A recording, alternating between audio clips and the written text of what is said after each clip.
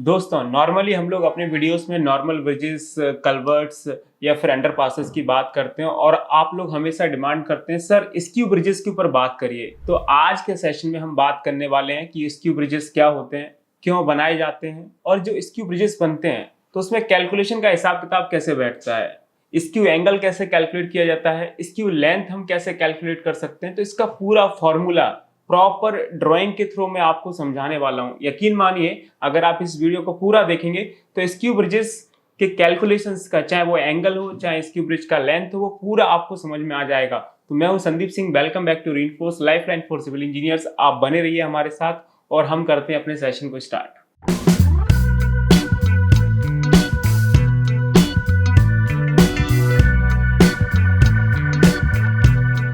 तो सबसे पहले तो आप लोग ये समझिए कि आपके स्क्यू ब्रिजेस होते क्या हैं। देखिए, जो भी आपका रोड, हाईवे या फिर आपका रेलवे लाइन है, वो किसी भी ऑब्स्टिकल्स को just like a river stream, canal, नदी नाला, उसको परपेंडिकुलर क्रॉस नहीं कर पाता है। तो जो आपका एंगल बनता है वही आपका स्क्यू ब्रिजेस कहलाता है। या फिर आप इसका उल्टा भी समझ सकते हैं कि कोई आपका रिवर स्ट्रीम है या फिर जो आपका नदी नाला है वो जैसे जा रहा है वो वैसे ही जाएगा, उसमें तो आप कुछ चेंजेस नहीं कर सकते। लेकिन आपके हाईवे या फिर रेलवे का जो अलाइनमेंट आ रहा है, अगर उसको वो परपेंडिकुलर क्रॉस नहीं करेगा तो फिर आपका जो भी एंगल बनेगा वो आपका स्क्यू ब्रिजेस ही बनेगा, वो आपका स्क्यू एंगल ही बनेगा। ये आपको समझना है। मैं आपको ड्राइंग के थ्रू समझाता हूँ तो आपको अच्छे से समझ में आ जाएगा। आप स्क्रीन पर देख सकते हैं कि ये देखेंगे, ये हमारा क्या जा रहा है, एक आपका रोड जा रहा है।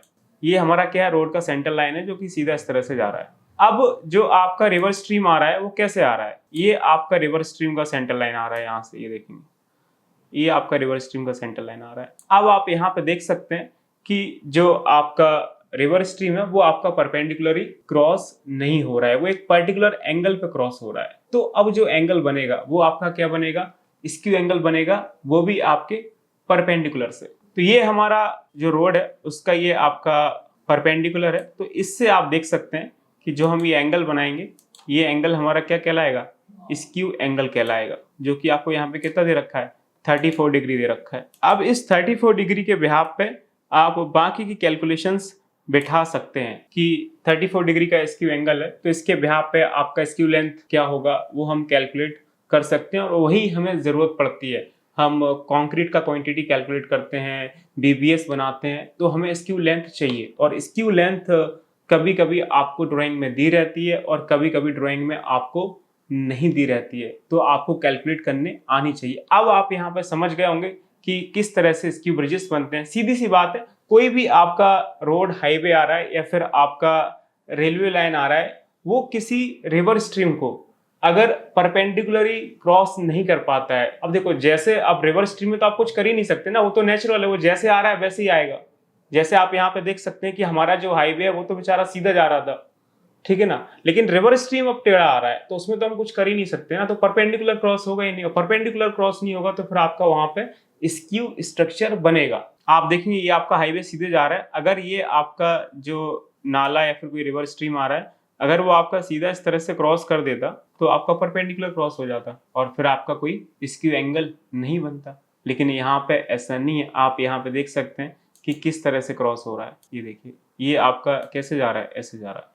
तो परपेंडिकुलर और स्क्यू के बीच में जो आपका ये एंगल है वही क्या है, आपका स्क्यू एंगल है 34 डिग्री का। अब इसकी कैलकुलेशन कैसे होती है वो मैं आपको सिंपल भाषा में समझा देता हूँ। और हाँ दोस्तों, आप सिविल इंजीनियर हैं और आपका स्ट्रगल खत्म नहीं हो रहा है तो आप हमारा एप्लीकेशन रीइंफोर्स डाउनलोड कर लीजिए गूगल प्ले स्टोर से, जहाँ पे आपको कंस्ट्रक्शन से रिलेटेड सारे कोर्सेज मिल जाएंगे। आप साइट एजुकेशन से लेके प्रोजेक्ट मैनेजमेंट तक सारी स्किल्स डेवलप कर सकते हैं। और अभी फेस्टिवल ऑफ लाइट, दिवाली आ रहा है, तो इस ओकेजन पर रीइंफोर्स अपने प्रीमियम पैकेज CPL 7.0 पे अभी तक का सबसे ग्रेट डिस्काउंट ऑफर कर रहा है, जो कि रीइंफोर्स का all in one premium pre recorded future add on program है, जहां पे आपको 48 दिन कोर्सेज, लाइफ टाइम वैलिडिटी और रेगुलर डाउट सेशन के साथ मिल रहे होते हैं। और इसका जो एक्चुअल प्राइस है वो 18,800 रुपये है, लेकिन अभी हम लोग आपको दिवाली ऑफर मात्र 6,600 में दे रहे हैं। इसके लिए आपको कूपन कोड इस्तेमाल करना है दिवाली 65, तो ये आपको 6,600 मिल जाएगा। लिमिटेड कूपन ही है, ऑलमोस्ट सारे कूपन निकल चुके हैं, थोड़ा बहुत बचा होगा। तो आप लोग एक बार जाके एप्लीकेशन डाउनलोड करिए, वहाँ पे चेक करिए कि CPL पैकेज में क्या है, और अगर आपको अच्छा लगता है तो एनरोल करिए और अपनी स्किल्स पे काम करिए। वही स्किल्स आपको आगे लेके जाएंगी, क्योंकि यूट्यूब पे क्या होता है, आप एक कॉन्सेप्ट सीख सकते हैं, यूट्यूब पे बहुत सारा वीडियो है, आप उससे अपने कॉन्सेप्ट क्लियर कर सकते हैं। लेकिन अगर आपको कोई स्किल डेवलप करनी है तो इसके लिए आपको प्रॉपर एक सिस्टमेटिक कोर्स की जरूरत पड़ेगी, जिससे आप अपनी स्किल को इनहेंस कर सकते हैं। बाकी आगे चलते हैं, मुद्दे की बात करते हैं। तो आप थोड़ा सा पहले इस स्ट्रक्चर को समझ लीजिए ताकि आपको चीज़ें सही से समझ आ जाए। आप यहाँ पे देख सकते हैं, ये आपका हमारा हाईवे जा रहा है, ठीक है ना। ये कोई आपका इस तरह से ये पूरा हाईवे जाने वाला है, ये ऐसा, जिसमें आपका एक कैरेज वे ये बनेगा इस साइड में और एक कैरेज वे आपका ये बनेगा इस साइड में, और बीच में क्या है आपका मीडियन है, ठीक है ना। और यही हमारा क्या है, सेंट्रल लाइन है, आप देख सकते हैं यही हमारे क्या है, सेंट्रल लाइन है। और यहाँ पे लिखा हुआ भी है प्रॉपर की propose central line of propose road. अब ये जो आपका स्ट्रक्चर है वो आपका परपेंडिकुलर आपका आ नहीं रहा है। अगर ये परपेंडिकुलर इस तरह से आ जाता तो क्या दिक्कत होती है, देखेंगे अगर ये ऐसा परपेंडिकुलर आ जाता तो कोई जरूरत ही नहीं थी, लेकिन ये परपेंडिकुलर आ नहीं रहा है। अभी आ कैसे रहा है, एक पर्टिकुलर एंगल पे आ रहा है, ये देखेंगे ये इस तरह से आ रहा है। तो अब ये जो आपका एंगल है वही स्क्यू एंगल है, और इसमें जो स्ट्रक्चर बनेगा वो इस तरह से बनेगा। ये यहाँ पे हमारा क्या बनेगा, ये आपका माइनर ब्रिज बनेगा सिंगल सेल का। यहाँ पे हम लोग इस तरह से ये माइनर ब्रिज बनाएंगे। तो अब इसकी कैलकुलेशन कैसे हो सकती है, तो कैलकुलेशन करने के लिए मैं आपको बताता हूँ, सिंपल सा फॉर्मूला है। ये देखेंगे आपने बचपन से साइन थीटा कॉस थीटा पढ़ रहे होंगे, इसका हम लोग थोड़ा सा इस्तेमाल करते हैं। ये देखेंगे, इसको आप थीटा मान सकते हैं, और ये आपका क्या है, ये आपका बेस है, और ये आपका क्या है, परपेंडिकुलर है, और ये क्या दे रखा है आपको, हाइपोटेनस दे रखा है।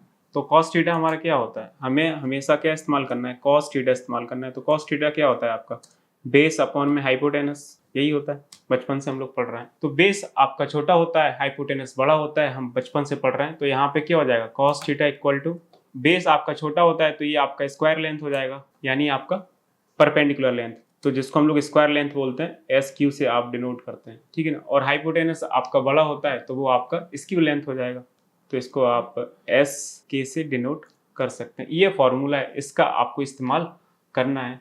तो cos theta equal to square length upon में स्क्यू लेंथ। तो अगर आपको स्क्वायर लेंथ दे रखा है, स्क्यू लेंथ दे रखा है, तो उसके बिहाफ पे आप स्क्यू एंगल कैलकुलेट कर सकते हैं। अगर आपको स्क्यू एंगल दे रखा है तो उसके बिहाफ पे आप स्क्यू लेंथ कैलकुलेट कर सकते हैं। तो ये देखेंगे, ये आपका स्क्यू लेंथ यहाँ से निकल के आ जाएगा, तो यहाँ से निकाल सकते हैं स्क्वायर लेंथ और आपका डिवाइडेड बाई कॉस थीटा, तो यहाँ से आपका स्क्यू लेंथ निकल आएगा। तो ये सिंपल सा कॉन्सेप्ट, इसमें कोई बहुत बड़ा रॉकेट साइंस ही नहीं है।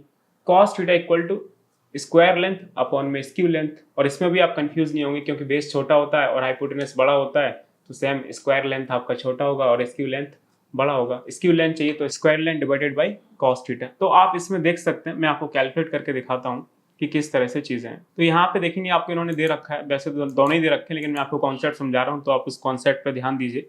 ये देखेंगे, तो मैं थोड़ा सा जूम कर रहा हूँ ताकि आप लोगों को समझ में आ जाए। तो आप यहाँ पे देख सकते हैं, तो इन्होंने आपको यहाँ पे क्या दे रखा है, ये आपको इन्होंने यहाँ पे ये स्क्वायर लेंथ दे रखा है, ये दिख रहा है आपको, ये स्क्वायर लेंथ आपको इन्होंने दे रखा है 6633। ये क्या है आपका स्क्वायर लेंथ, 6633 आपको स्क्वायर लेंथ दे रखा है, वो भी inner to inner of ball.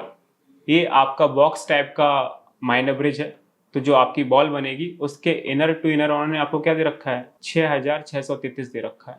अब यहाँ से अगर आपको स्क्यू लेंथ कैलकुलेट करनी है तो आप स्क्यू लेंथ कैलकुलेट कर सकते हैं, क्या दिक्कत है। ये आपको स्क्यू एंगल इन्होंने दे रखा है, ये देखेंगे 34 डिग्री का क्या है आपका स्क्यू एंगल दे रखा है। तो अब आप इसमें फॉर्मूला लगा सकते हैं जो मैंने अभी आपको बताया था। क्या फॉर्मूला मैंने आपको बताया था कि अगर आपको स्क्यू लेंथ निकालनी है तो क्या फॉर्मूला बताया था कि जो आपका स्क्वायर लेंथ दे रखा है उसको आप स्क्यू एंगल से डिवाइड कर दो। तो स्क्वायर लेंथ आपको कितना दे रखा है, 6633। अब आप इसको किससे डिवाइड कर सकते हैं, इसको हम लोग कॉस थीटा से डिवाइड कर सकते हैं, और थीटा हमारा 34 डिग्री है।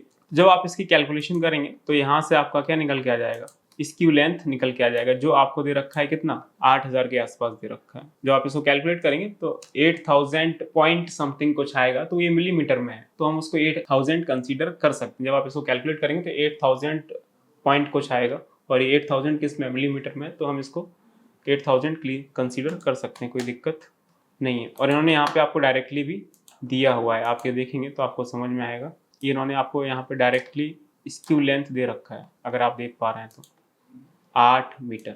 तो कभी कभी आपको दिया रहता है, कभी कभी नहीं दिया रहता है। नहीं दिया रहता है, अगर आपको नहीं आया तो आप फंस जाएंगे। तो इस तरह से आप कैलकुलेट कर सकते हैं। और उसके बाद देखेंगे तो आप लोग अब मुझे कैलकुलेट करके बताइए। अब यहाँ पे देखेंगे जो आपका बॉल का थिकनेस है वो कितना दे रखा है, 500 दे रखा है, लेकिन अब ये जो 500 थिकनेस है ये भी किस में है, आपका स्क्वायर में है। अब ये जो स्क्यू में जाएगा तो कितना होगा, करिए आप लोग कैलकुलेट करिए, कमेंट करके बताइए। आप यहाँ पे देखेंगे आपको बॉल का थिकनेस दे रखा है, दिख रहा है, ये यहाँ से लेके और ये आपका यहाँ तक, ये आपकी क्या है, जो आपका ये बॉक्स वाला माइनर ब्रिज बनेगा तो उसका ये बॉल का थिकनेस है 500, दिख रहा है आपको, दोनों साइड 500 दे रखा है। तो आप लोग कैलकुलेट करिए कि ये 500 का स्क्यू लेंथ कितना होगा। तो सेम प्रोसेस है, आपको वही cos थीटा लगाना है, तो 500 डिवाइडेड बाई cos 34 करेंगे तो आपका 600 समथिंग कुछ आएगा। आप लोग कैलकुलेट करिए और कमेंट करके बताइए मुझे। तो कुछ ऐसा खास लॉजिक होता नहीं है, बस आप लोग को इतना ध्यान रखना है जब भी हम स्क्यू में जाएं तो जो भी आपको स्क्यू एंगल दे रखा है, और आपको हमेशा ड्राइंग में स्क्यू एंगल मिलेगा, तो जो आपको स्क्यू एंगल दे रखा है उससे आप निकाल सकते हैं square length divided by cos theta. Theta आपका स्क्यू एंगल है, सिंपल सा लॉजिक है। तो आई होप आपको ये चीज़ें समझ में आई होंगी। बाकी आप लोग मुझे कमेंट करके बताइए, तो मैं आपको अगले सेशंस में बताऊंगा कि हम लोग स्क्यू ब्रिजेस का कंक्रीट कैसे कैलकुलेट कर सकते हैं, उसका कौन सा फार्मूला लगता है कंक्रीट कैलकुलेट करने में, और अगर हम स्क्यू ब्रिजेस का बीबीएस बनाते हैं तो उसके लिए हमें कौन सा फार्मूला लगाना है। तो वो सब स्क्यू ब्रिजेस का बीबीएस वगैरह कंक्रीट वगैरह हम लोग नए सेशन में कंप्लीट करेंगे। ये वीडियो अच्छा लगा तो आप इसे लाइक करिए, अपने फ्रेंड्स के साथ शेयर करिए। बाकी मिलते हैं नए सेशन में। Thank you so much.